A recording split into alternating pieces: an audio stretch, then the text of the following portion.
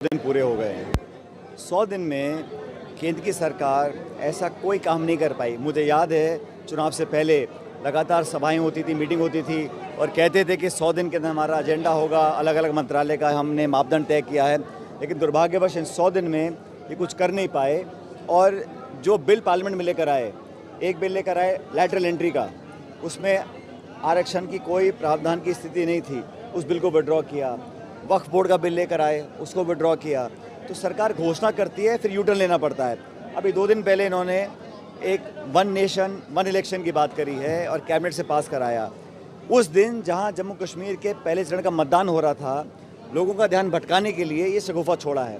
और हर बार की तरह इस निर्णय को भी सरकार को यूटर्न लेना पड़ेगा, क्योंकि जो संख्या बल चाहिए पार्लियामेंट में, इतना बहुमत उनके पास है नहीं और किसी से सलाह नहीं, किसी दल से, किसी नेता से। इतना बड़ा देश है, अगर कल मध्यवर्ती चुनाव हो जाते हैं तो क्या पूरे राज्यों में दोबारा चुनाव होंगे?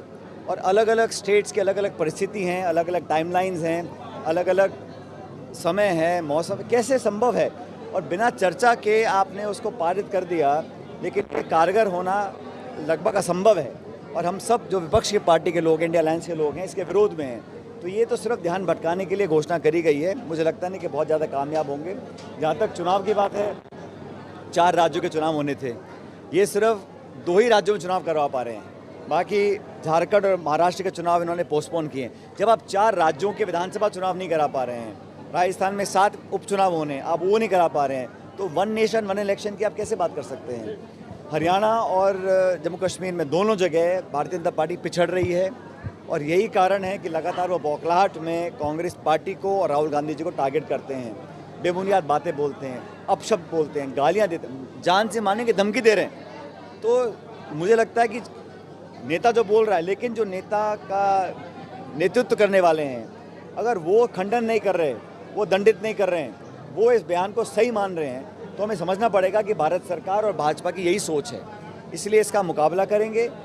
इसकी मैं निंदा करता हूं। पूरे देश भर में आज आक्रोश लोगों को है। जो व्यक्ति संवैधानिक पद पर बैठा है, राहुल गांधी जी इस देश के प्रतिपक्ष के नेता हैं, उस संवैधानिक पद पर बैठे के व्यक्ति के खिलाफ आप जान से मारने की धमकी दें, उनकी ज़बान काटने के लिए 11 लाख का इनाम की घोषणा करें, इस प्रकार के लोगों को आप बर्दाश्त कर रहे हैं, मतलब आपकी मानसिकता इसी प्रकार की है।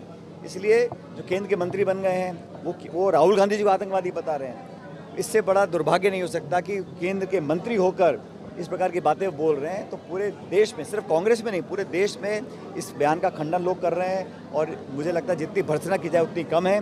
लेकिन हम लोग हटने वाले नहीं हैं। उस रास्ते पर राहुल जी निकल चुके हैं, जवाबदेही तय करने का, लोकतंत्र को मजबूत करने का, विपक्ष की एकता को बनाए रखने का। उस रास्ते पर हम आगे चलेंगे। हम कभी ना डरे हैं ना डरने वाले हैं।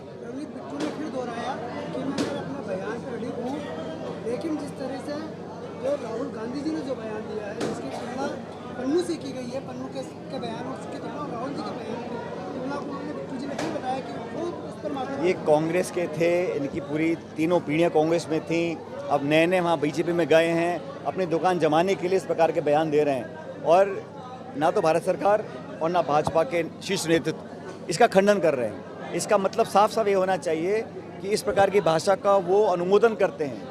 उनको पसंद है कि भारत की राजनीति में ऐसा संवाद हो जहां गालियां दी जाएं, जान से मारने की धमकी दी जाए। हम कानूनी कार्रवाई भी करेंगे और पॉलिटिकली भी बीजेपी को चैलेंज करेंगे। और मुझे लगता है कि इसका सबसे तगड़ा जवाब आएगा 8 अक्टूबर को, जब मतगणना होगी और पूर्ण बहुमत के साथ कांग्रेस में और जम्मू कश्मीर में इंडिया अलायंस और कांग्रेस की सरकारें बनेंगी।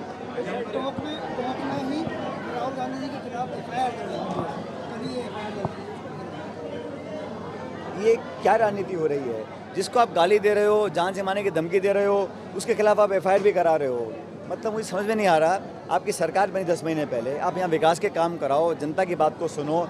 और जो खींचतान इस सरकार में हो रही है, इतने सत्ता के केंद्र बन चुके हैं, किसी को मालूम नहीं है कि कौन मंत्री है, कौन नहीं है। सत्ता कुछ बोलती है, संगठन कुछ बोलता है, बिखराव हो चुका है।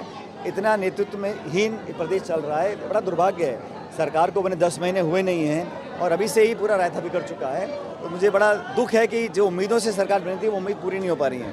क्या लग रहा है हरियाणा और पूर्ण बहुमत से सरकार बनाएंगे हम लोग। देखिए, ये हमारा इंडिया अलायंस बना था लोकसभा चुनावों के लिए। हमारा इंडिया गठबंधन लोकसभा चुनावों के लिए बना था, लेकिन जिन जिन राज्यों में हम विपक्ष की एकता को एकजुट रख सकते हैं वो हम काम करेंगे। लेकिन मैं इतना कहना चाहता हूँ कि कांग्रेस पार्टी अपने आप में इतनी सक्षम है कि सभी चुनावों पर लड़कर चुनाव हम जीतेंगे, लेकिन फिर भी जो दिल्ली का इंडिया अलायंस के लोगों का निर्णय होगा उस सबको हमें स्वीकार करना होगा। लेकिन हम लोग अपना संगठन, अपने कार्यकर्ता, अपने नेताओं पे